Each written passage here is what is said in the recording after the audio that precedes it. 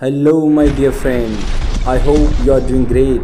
Welcome to my channel. If you have not subscribed it, please subscribe it. Press the bell icon. Hit the like button also. Let's get started. Beginning with the 51st question of the art and culture. As you know, we have already covered 50 questions in our previous video. If you have not watched, please visit all of that. And friends, I have created a playlist regarding all the competitive questions, and this is for only UPSC and the all state PCS and group C officer also. I have created a playlist of the political science, history, geography and economics and so on. I will be continuing this process up to eternity. And friends, this video would remain in Hindi and English only. 51st question से start करते हैं. Consider the following statements regarding the term used in ancient India. First statement है Sannidhata. Sannidhata was a chief treasury officer during the Mauryan empire. क्या सनीदाता जो chief treasury officer थे, treasury तो होता खजाना, खजांची बोलते हैं, मौर्यन एम्पायर के टाइम पे. एंड यह है Kutagarashala. Kutagarashala refers to a place for lively discussion and debates among various sects. मतलब जो विभिन्न टाइम के सेक्ट्स रहते थे, जैसे धर्म जाति के लोग, तो उनके बीच में डिस्कशन होने का है और उसके लिए उस जगह को ही कुटागरसाला बोलते थे. करेक्ट आंसर कौन सा है इसका, आप अपना आंसर मार्क कीजिए. और ये हिंदी एंड इंग्लिश में आपके क्वेश्चन हैं. और फ्रेंड्स, आप अटैम्प्ट करते रहेंगे साथ के साथ में, तो आपका कॉन्फिडेंस बूस्ट होगा और जो कि एग्ज़ाम के टाइम आप डाउन फील नहीं करोगे और अच्छे से अटैम्प्ट करके आओगे. ए है फर्स्ट ओनली, बी है सेकंड ओनली, सी है दोनों ठीक हैं, डी है दोनों गलत हैं. तो इसका कौन सा आंसर करेक्ट है? सी आंसर इसका करेक्ट है. दोनों ही ठीक हैं. Sannidhata was a treasury officer. Mauryan period के टाइम, मौर्य काल के टाइम सनीदाता, तो उसको चीफ ट्रेजरी ऑफिसर बोलते थे. तो आप इससे याद रख सकते हैं, जो शनि है, शनि महाराज बोलते हैं सैटरडे को, तो शनि के दिन हमें पैसा मिलता है, इसलिए उसको ट्रेजरी ऑफिसर बोलते हैं. The revenue department chief, revenue department जो आपका कर इकट्ठा करता है, उसका चीफ कौन था? संहारता. तो दो यहाँ पे वन लाइनर 2 क्वेश्चन हो गए एक ही इसकी स्टेटमेंट में, कि सनीदाता तो चीफ ट्रेजरी ऑफिसर है, और अगर रेवेन्यू डिपार्टमेंट के चीफ की बात करें तो संहारता बोलते थे उसको. And the second statement also correct. Kutagarashala term is mainly use in the context of the Buddhism. Kutagarashala Buddhism की टर्म को बोलते थे. इट इज़ ए हट, मतलब ये एक हट थी जो पॉइंटेड रूफ, जिसकी पैनी रूफ होती, छत होती थी. Took place among the traveller mendicant, मतलब जो घूमने वाले भिक्षुक रहते थे उनके बीच में डिबेट्स होते थे यहाँ बैठ के इस झोपड़ी में, जिसकी नुकीली चोंच होती थी. और डिबेट क्या होते थे? फिलोसफर जो वहाँ अपनी फिलोसफी, जो अपने विचारधारा सेक्ट्स बताते थे, तो उनमें जो फिलोसफर जीत जाएगा तो दूसरे के डिसिपल जो हार गया, राइवल्स जो उसका हार गया, उसके डिसिपल दूसरी तरफ शिफ्ट हो जाएंगे जो जीत गया उसकी तरफ आर्गूमेंट में. इसी को ही कुटागरसाला बोलते थे. मौर्यन पीरियड की बात है. नेक्स्ट क्वेश्चन देखते हैं. 52nd question. फर्स्ट स्टेटमेंट है सुश्रुता संहिता. सुश्रुता हिंदी में संहिता बोलते हैं. Sushruta Samhita mention the medicine for the leprosy, hysteria and tuberculosis. मतलब टीबी के लिए, हिस्टीरिया आपका जो लकवा और लेप्रोसी के लिए, कुष्ठ रोग के लिए. सेकेंड स्टेटमेंट है Nagarjuna work on the transmutation of the base metals into the gold helps in manufacturing imitation jewellery. मतलब जो नागार्जुन का वर्क किया था कि transmutation of the base metal, जो है एसिडिक और बेसिक मेटल बोलते हैं, तो उनको गोल्ड में चेंज करने के लिए इसमें लिखा गया था. And the third one is Yuktikalpataru is a treatise, is a Sanskrit which treatise होता है ग्रंथ, deals with the various techniques used in the ship building. जहाज बनाने की कला जो युक्तिकल्पतारु ग्रंथ में लिखी गई थी. क्या कौन सा स्टेटमेंट करेक्ट है? आप अपना आंसर मार्क कीजिए. ए है सेकंड ओनली, बी है सेकंड एंड थर्ड, सी है फर्स्ट एंड थर्ड, और डी है फर्स्ट सेकंड एंड थर्ड. तो इसका करेक्ट सॉल्यूशन बी है. फर्स्ट स्टेटमेंट इनकरेक्ट है. Charaka Samhita give information regarding treatment for the leprosy. Charaka Samhita Charaka Samhita देती है, ना कि सुश्रुता संहिता देती है। सुश्रुता, तो आप इससे याद रखें चरक। चरक को आप थोड़ा सा मोल्ड करोगे तो चरस जैसा साउंड होगा। चरस पीते हैं एज इसको मेडिसिन लगा लो आप, क्योंकि ये होती नहीं है, हालांकि ये ड्रग होती है जो कि एडिक्टेड हो जाता है आदमी और उसको दिक्कत हो जाती है। बट ये आप ट्रिक बना लो, इससे याद रख सकते हो चरक, चरस से। तो ये मेडिसिन के बारे में है, टीबी की मेडिसिन या लेप्रोसी की या ट्यूबर उसकी हिस्टीरिया की, लकवा की। और Sushruta Samhita is book related to the surgery. Sushruta तो आपकी सर्जरी से रिलेटेड है, मेडिसिन से रिलेटेड नहीं है। सेकेंड स्टेटमेंट है करेक्ट। नागार्जुना रोट ए ट्रीटेज रस रत्नकारा। रस रत्नकार नाम है इसका, जो उसकी ग्रंथ का, Rasa Ratnakara. A book on chemistry, chemistry के बुक लिखी। तो हम कभी बोलते हैं कि हमने साइंस ने तरक्की कर ली, नहीं, इससे बहुत साल पहले भी हमारे पास ऐसे ही चीज़ें थी और हर चीज़ का वर्णन था। यही हमारी ग्रेट हिस्ट्री है, हमें इसके बारे में जानना चाहिए। अगर आप कम्पिटिटिव एग्ज़ाम के लिए फ़ाइट कर रहे हो तब तो मस्ट है। अगर आप कम्पिटिटिव एग्ज़ाम के लिए फ़ाइट नहीं कर रहे हो तब भी आपको जानना चाहिए कि हमारी हिस्ट्री कितनी ग्लोरियस है। रस रत्नाकर का a book on chemistry is in the form of the dialogue between him and gods. इसके बीच में और भगवान के बीच में ये डायलॉग है, दोनों के बीच में बात हुई, वार्तालाप को उसने लिख दिया गया है। The treatise mainly deals with the preparation of the liquids mainly mercury. Mercury के बारे में, प्रिपरेशन के बारे में लिखा गया है इसमें। रतन रसकार, तो रतन रस रतनकार, तो रस से आप याद रख सकते हैं कि मरकरी रस। To prepare the elixir of the life form of the, मतलब जो अमृत है, लाइफ का जो अमृत है फॉर्म मरकरी, मरकरी के लिए लाइफ बढ़ाने वाला अमृत बनना। और Nagarjuna use animal vegetable products apart from the minerals and alkalis. He also discuss, मतलब उसने अपने ये एनिमल और वेजिटेबल प्रोडक्ट्स भी यूज किए। He also discuss the transmutation of the base metals into the gold. Base metal gold में transmutation के लिए बोला। The gold could not be produce but the method has been useful in producing metals with good like yellows brilliance which even helps in manufacturing imitation jewellery. आपने देखो एक्सिलियर होता पारसमणि। पारसमणि आपने मूवियों में देखा होगा कि वो एक वो पत्थर है जिसके छूते ही कोई भी चीज़ मेटल बन जाती है, गोल्ड बन जाती है। हालांकि वो क्या है, साइंस की चीज़ें थी। नागार्जुन ने लिखी है अपनी ये बुक में कि भाई ऐसे कोई चीज़ है पारसमणि, एक्सिलियर बोलते हैं उसको। तो क्या है, उसको कोई भी टच करेंगे, केमिस्ट्री की चीज़ है ये, वो गोल्ड तो नहीं बनेगी बट वो येलोइश बन जाएगी, जो गोल्ड की कॉपी करके ज्वेलरी, आर्टिफिशियल ज्वेलरी बनाते हैं। इसका देख लो, इतने पुराने हमारे लेख में नागार्जुन ने जो ट्रीटाइज, रस रत्नकार नाम है उस बुक का। और थर्ड स्टेटमेंट करेक्ट है। युक्ति कल्प तारू, Yuktikalpataru is a treatise in a Sanskrit language में which deals with the various techniques use in ship building. जहाज बनाने की युक्ति कल्प तारू नाम है इसका, जहाज बनाने की टेक्निक रही है, संस्कृत में लिखी है। The book contains minute details about the types of ship, their size, types of material use to build ships. पानी के जहाज की बनाने की टेक्निक युक्ति कल्प तारू में लिखी गई है। तो आपको ये थोड़ा सा टर्मिनोलॉजी याद करनी पड़ेगी। आर्ट एंड कल्चर का ऐसा ही है, आपको डाटा अपने दिमाग में फीड करना पड़ेगा। 2-3 बार बोलो उसको, जैसे युक्ति कल्प तारू, जिसमें जहाज बनाने की टेक्निक के बारे में बात की गई है। राष्ट्रकूटा डायनेस्टी के बारे में है। फर्स्ट स्टेटमेंट है गोविंदा आई मतलब फर्स्ट, आई नहीं है, फर्स्ट है। Govinda first was the founder of the dynasty. Second statement है Krishna first build the magnificent rock cut monolithic Kailasa temple, Kailash temple at Ellora.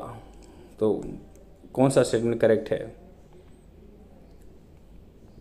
आप अपना आंसर मार्क कीजिए। ए है फर्स्ट ओनली, बी है सेकंड ओनली, सी है दोनों ठीक हैं, डी दोनों गलत हैं। तो इसका सॉल्यूशन बी है, फर्स्ट स्टेटमेंट इनकरेक्ट है।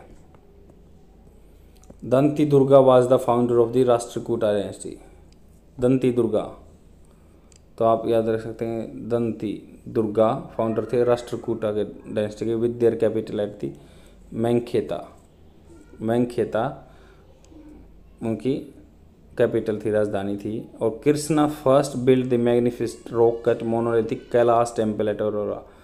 तो एलोरा गुफा के में कैलाश टेम्पल कृष्णा फर्स्ट ने बनाया था, कृष्ण जी का नाम याद रख सकते हैं। 54 क्वेश्चन देखते हैं। With reference to the cultural history of the ancient India consider the following statement. Cultural history के बारे में बात की है। फर्स्ट स्टेटमेंट है Sramana was the one who performed acts of the austerity and asceticism. Austerity होता है तपस्या करना,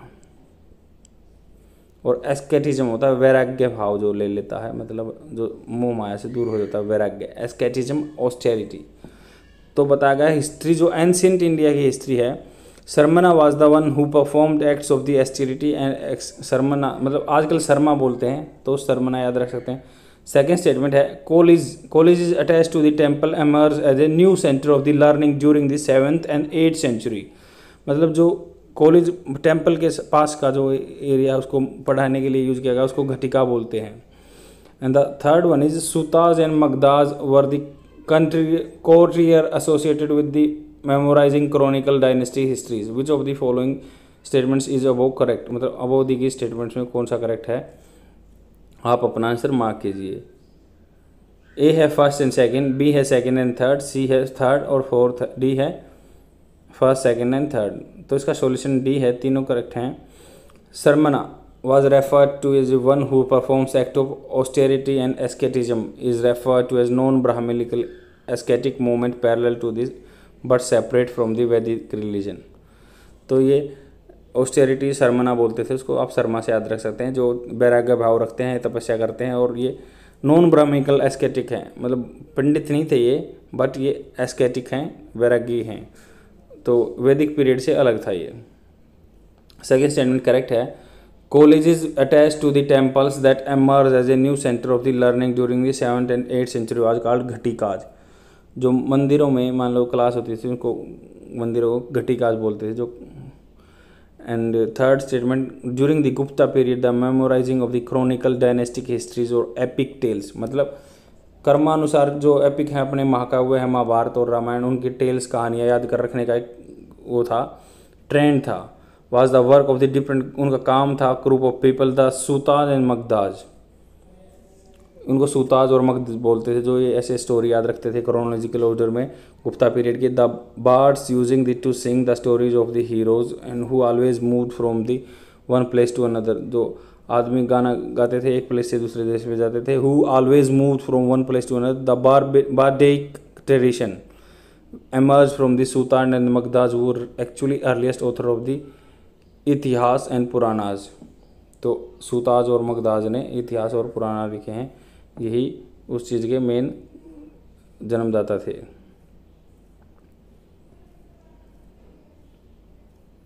नेक्स्ट क्वेश्चन देखते हैं। 55th question, which of the following have been identified domestically systematically important insurer, जो इंश्योरेंस करता है। एक तो DSIB के बारे में आपने सुना होगा, डोमेस्टिक सिस्टमेटिकली इम्पोर्टेंट बैंक।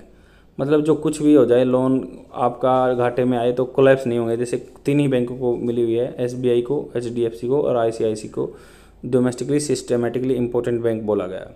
तो वैसे ही इंश्योरर को भी बोला गया था, LIC को बोला गया है, national insurance and company Limited को बोला गया है, the general insurance corporation of India को बोला गया है। फोर्थ है United India insurance assure company को बोला गया है, या न्यू इंडिया एश्योरेंस कंपनी। मतलब ये इंश्योरेंस जो करते हैं वो कंपनी का नाम है कि कौन सा सिस्टमेटिकली इम्पोर्टेंट इंश्योरर बोला गया है। आप अपना आंसर मार्क कीजिए। ए है फर्स्ट थर्ड फोर्थ, बी है फर्स्ट सेकंड थर्ड, सी है सेकंड फोर्थ फिफ्थ और डी है फर्स्ट थर्ड फिफ्थ। इसका सॉल्यूशन डी है। तो इंश्योरेंस रेगुलेटरी जो IRDA होता है, insurance regulatory development authority of India, designated 3 public sector insurance company as a domestic systematically important insurance। 2020-21 में बोला गया। The IDIRA identify on annual basis and disclose names of the insurance public information। तो 2020-21 में इन 3 जो company को बोला गया है, LIC को बोला गया है domestically systematically important insurer, general insurance corporation of India and the new India Assurance Company limited. तो आपको ये याद रखना है कि 3 को LIC को, GIC ऑफ जनरल इंश्योरेंस को और 2 New India Assurance Company Limited को। नेक्स्ट क्वेश्चन देखते हैं। 56th question, with reference to the Kharai camel, Kharai ऊँट के बारे में बात की गई जो न्यूज़ में था। तो it is found in the Gujarat, क्या गुजरात में पाया जाता है। सेकंड स्टेटमेंट है it can live in the both coastal and dry ecosystem. And friends आप ये देखो, क्वेश्चन न्यूज़ आपका रिसेंट का न्यूज़ का है, बट इसका आपके हिस्ट्री में या आर्ट एंड कल्चर से रिलेशन है, क्योंकि अगर आप उसकी कोई भी जीव जंतु की लोकेशन पूछते हैं तो आर्ट एंड कल्चर में आपका आ जाता है। तो ये क्या गुजरात में पाया जाता है। It can live in the both coastal and dry ecosystem, it grazes on the mangrove trees and is tolerant to the highly saline water. और फोर्थ है it lives in the wild and can not be domesticated, मतलब ये जंगल में होता है, इनको domesticate घर में नहीं रखा जाता। कौन सा स्टेटमेंट करेक्ट है। ए है फर्स्ट सेकंड फोर्थ, बी है सेकंड थर्ड फोर्थ, सी है फर्स्ट एंड थर्ड और डी है फर्स्ट सेकंड एंड थर्ड। तो इसका करेक्ट सॉल्यूशन डी है। Kharai camel is also known as swimming camel, मतलब तैरने वाला ऊँट बोलते हैं। It is found in the Gujarat Bhuj area. It has been recognised as a separate breed, one among 9 such breeds found in India. Better conservation, इनको conservation करने के लिए the camel breed is adopted to the extreme climate of Rann of Kutch where shallow seas, कम पानी उसी में और highly salinity हो, प्रिवेंट हो। It can live both coastal and dry ecosystem, दोनों में रह सकता है ये ऊँट। Kharai camel, the Kharai camel grazes on the mangrove trees, is tolerant of highly saline water, it can swim up to 3 kilometre in to the sea, सीच of mangrove to the primary food, तो food के लिए 3 kilometre तक जा सकता है। This camels are domesticated by the local nomadic herder of the Kutch region, Kutch region के आदमी इनको डोमेस्टिकेट करते हैं, तो ये डोमेस्टिकेट एनिमल भी बन सकता है।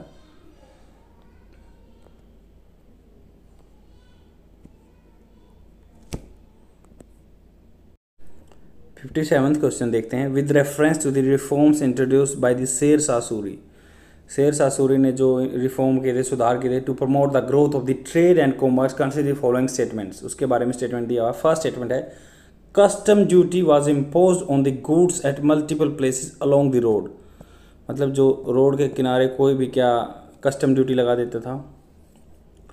सेकंड है मुकद्दम्स, मतलब मुकदमा बोलते हैं इसको, मुकद्दम हिंदी में मुकद्दम बोल देते हैं, muqaddam were made responsible for the insuring the safety of the merchants on the road.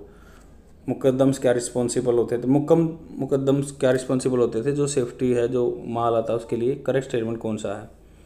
शेर शाह सूरी जिसने नेशनल हाईवे बनाया था, और जिसको ए है फर्स्ट ओनली, बी है सेकंड ओनली, और जिसको जीटी रोड भी बोलते हैं। क्या दोनों ठीक हैं, डी है, कौन सा भी ठीक नहीं है। तो इसका सॉल्यूशन बी है।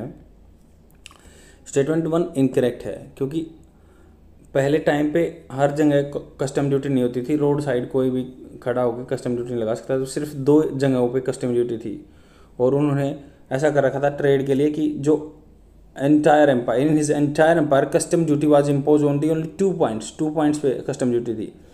For goods produce in the Bengal and imported from the outside, मतलब बंगाल एरिया में जो प्रोड्यूस होती थी आउटसाइड से आती थी, तो बिहार एंड बंगाल एरिया पे वहाँ पे इस पर टैक्स लगता था। और जो एट सिकरी गली नाम था, सिकरी गली, तो आप ऐसे नैरो गली जो है, एंड वेस्ट एंड जो सेंट्रल एरिया, मान लो मिडिल वेस्ट बोलते हैं या सेंट्रल एरिया बोलते हैं, उससे अगर इंडस नदी के पास कस्टम ड्यूटी, 2 जगह कस्टम ड्यूटी लगती थी, बंगाल और बिहार में, और इंडस नदी के आसपास। तो इन्हीं 2 जगह पे लगती थी, बाकी कहीं पे पूरे इंडिया में ऐसे रोड पे खड़े होकर कोई भी कस्टम ड्यूटी नहीं लगा सकता था। सेकेंड स्टेटमेंट करेक्ट है, क्योंकि विलेज हेडमैन को ही मकदम बोला जाता था, और zamindar responsible for any loss merchant suffered by on the roads if the goods were stolen, muqaddam and zamindar made to be produce the same, मतलब उनसे मांगा जाता था मकदम या जमींदार से, तो उनकी रिस्पॉन्सिबिलिटी होती थी। देखो पहले कितना एडमिन कंट्रोल कर रखा था शेर शाह सूरी जी ने, क्योंकि वो अपने आप चोरी नहीं होने देंगे। कोई गांव का ही आदमी होगा या कोई अब पायरेट्स होगा वहाँ जो लूटना चाहेगा उनको, तो पहले मकदम को रिस्पॉन्सिबल बनाते, वो अपने आप एडमिन को टाइट करके रखते थे और काम चल जाता था, और कस्टम ड्यूटी लगा देते थे 2 जगह पे और माल पहुंच जाता था, कोई भी दिक्कत नहीं आती थी। Consider following statements with respect to the guilds श्रेणीज of the ancient India. Guilds आप आज भी बोलते हैं हम कि कोई ग्रुप बना लेता है, कार्टेल बना लेता है, तो उसके बारे में स्टेटमेंट है। They perform function relating to the lending and financing, क्या उनको उधार देने का और फाइनेंस करने का काम था। They had a judicial power over the own members, judicial power भी रहती थी। Their heads were involve in the administration function, उनके हेड जो थे एडमिनिस्ट्रेशन फंक्शन में थे। फोर्थ है many guilds operated at the local and national level but not the international level, guilds operate होते थे पर इंटरनेशनल लेवल पे नहीं। कौन सा आंसर करेक्ट है, आप अपना आंसर मार्क कीजिए। ए है फर्स्ट ओनली, बी है सेकंड थर्ड फोर्थ, सी है फर्स्ट सेकंड थर्ड, डी है फर्स्ट सेकंड थर्ड फोर्थ। तो इसका सॉल्यूशन सी है। गिल्ड्स या shrenis, association of the traders merchants and artisan in the ancient India, तो इनको बोलते थे, या जो मर्चेंट्स हैं, व्यापारी हैं, आर्टिसन हैं, कलाकार हैं, तो उसमें एक अपना ग्रुप बना लिया, उसको श्रेणी बोल देते हैं, गिल्ड्स बोल देते थे। फर्स्ट स्टेटमेंट करेक्ट है। The guilds could act as a banker, financer and trustee as well, banker के रूप में, फाइनेंसर या ट्रस्टी के रूप में करते हैं। Generally this function were carried out by different categories of the merchant is known as shreshthinis in the north India, तो ये कैटेगरी के अलग अलग कैटेगरी के आदमी काम करते थे, उनको मर्चेंट्स को क्या बोलते थे, श्रेष्ठीन भी बोलते थे नॉर्थ इंडिया में। Guilds have judicial power over their own member, judicial power ही they could try their members for the offence in accordance with their own custom and usages which came to acquire almost status of the law. मतलब जो guilds थे, ये श्रेणीज थी, वो अपने बंदों पे जुडिशरी एक्शन भी ले सकते थे अगर कोई गड़बड़ करता है तो। थर्ड स्टेटमेंट भी करेक्ट है, क्योंकि एडमिनिस्ट्रेशन कंट्रोल था, good deal of the administration control over its member. The epigraphic evidence, मतलब पहले के जो एपिग्राफिक एविडेंस हैं, गवाह हैं, उनसे हम पता लग सकते हैं। Gupta period shows that heads of the different guilds acted as a member of the advisory board of the district administration, मतलब जो डिस्ट्रिक्ट में एडमिनिस्ट्रेशन होता था उनमें गिल्ड्स का आदमी एडमिन का काम करता था। Also every guild was registered with the central authority of the states and the king was the chief administrative authority of them, तो वहाँ का राजा चीफ एडमिनिस्ट्रेशन अथॉरिटी का काम करता था। फोर्थ स्टेटमेंट करेक्ट है। Certain guilds were also involve in the foreign trade along the local trade, Nanda Desi guild was involve in the foreign trade, Nanda Desi trade guild था जो फॉरेन ट्रेड में भी इन्वॉल्व था। नेक्स्ट क्वेश्चन देखते हैं। 59th question, with reference to the Feluda test, ये recently news में था फेलुदा टेस्ट के बारे में, कोविड-19 which was recently in the news, consider following statement, it uses CRISPR gene editing, तो हम रैपिड फायर वाला टेस्ट बोलते हैं। क्या इसमें क्या है, इसमें बोला गया फर्स्ट स्टेटमेंट है कि CRISPR gene editing technology use करते हैं, and it is the world first diagnostic test to deploy a specially adopted Cas9 protein to attack कोविड-19 वायरस। तो Cas9 प्रोटीन का इसमें पहली बार यूज़ हो रहा है, वर्ल्ड का पहला ऐसा है test kit. It is an accurate and low cost paper paste based test strip to detect कोविड-19, मतलब सबसे कम कीमत का स्ट्रिप बेस्ड टेस्ट है। क्या कौन सा स्टेटमेंट करेक्ट है? ए है फर्स्ट एंड सेकेंड, बी है सेकेंड एंड थर्ड, सी है फर्स्ट एंड थर्ड, और डी है फर्स्ट सेकेंड एंड थर्ड। तो इसका सॉल्यूशन डी है। Feluda is the acronym of the FNCA Cas9, मतलब FN Cas9 बोल सकते हैं, editor linked uniform detection assembly, ऐसे it was approved recently for the commercial launch of the drug control general of India.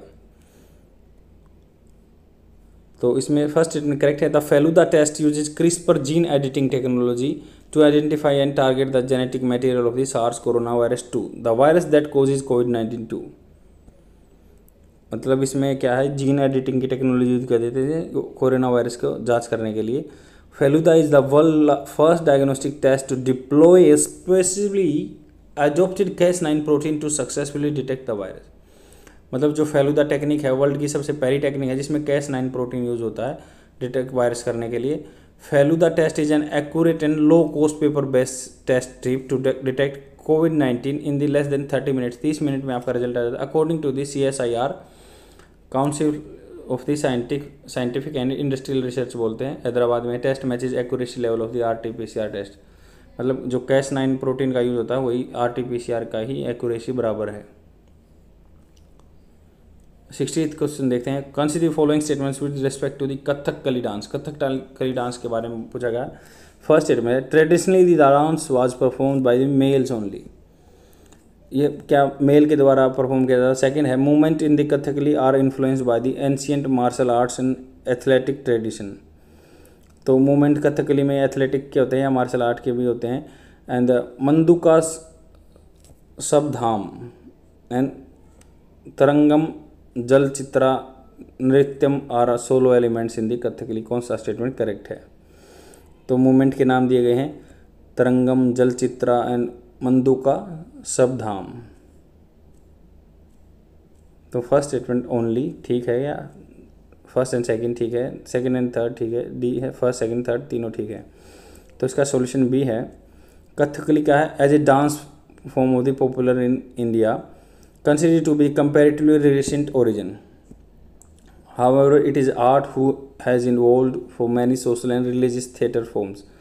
Social या religious change हुए हैं which existed in the south India in ancient time. Kathakali बोलते हैं इसको चकी कोटू, चकीर कोटू, चकीर कोटू बोलते हैं, या Koodiyattam, Krishnattam, Ramanattam are the few rituals performing arts of the Kerala. तो इनके चारों के नाम हैं Krishnattam, Ramanattam, Koodiyattam and Chakyar Koothu are the few rituals performing arts जो हैं केरला की हैं which have had a direct influence of the Kathakali in its form and the technique. तो Kathakali was traditionally male dominated dance, later females ने भी ज्वाइन किया इनको। और सेकंड स्टेटमेंट करेक्ट है। मूवमेंट्स जो कथकली में हैं मार्शल आर्ट्स जैसे क्लायरी पत्तू बोलते हैं केरला का, उसका भी इन्फ्लुएंस है। एंड इसका अपना एथलेटिक के जैसे एथलेटिक के इवेंट होते हैं उनका भी इन्फ्लुएंस है। और थर्ड स्टेटमेंट इनकरेक्ट है। मंदुका शब्दम स्टोरी ऑफ फ्रॉग, आप इससे याद रख सकते हैं मंदुका शब्दम मंदुका शब्दम मेंढक की story. Tarangam feet of the edge of the brass plate, मतलब जो है तांबे की प्लेट पे पैर रख के तरंगम इवेंट होता है। एंड जलचित्रा नृत्यम, और Jalachitra Nrityam draws picture on the floor with the his or her toes while dancing are also elements in the Kuchipudi dance है। तो ये कुचिपुड़ी डांस में है, ना कि कथकली में है। और फ्रेंड्स आपको कमेंट में बताना है कि कुचिपुड़ी डांस कौन से स्टेट का है, और ये हिंदी में आपका आंसर प्रोवाइड किया हुआ है।